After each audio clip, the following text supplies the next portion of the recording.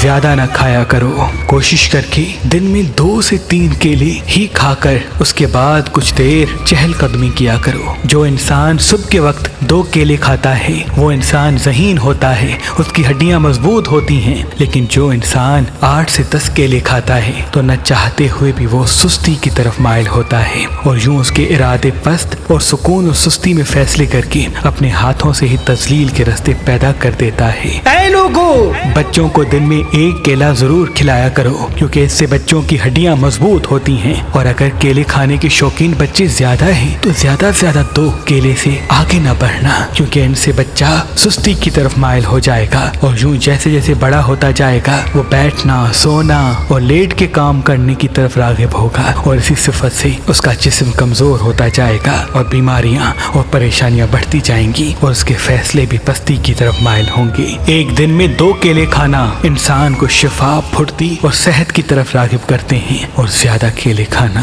انسان کو سستی، پستی اور پریشانی کی طرف مائل کرتے ہیں۔ جو انسان کسی نئے کام کی شروعات کرنے کے لیے قدم بڑھانا چاہے تو وہ کوشش کر کے ہر اتوار کے دن 7 کیلوں کا صدقہ نکال کے کسی مستحق کو دے دے، اللہ کے کرم سے وہ کام اس کو کامیابی و فراوانی دے گا۔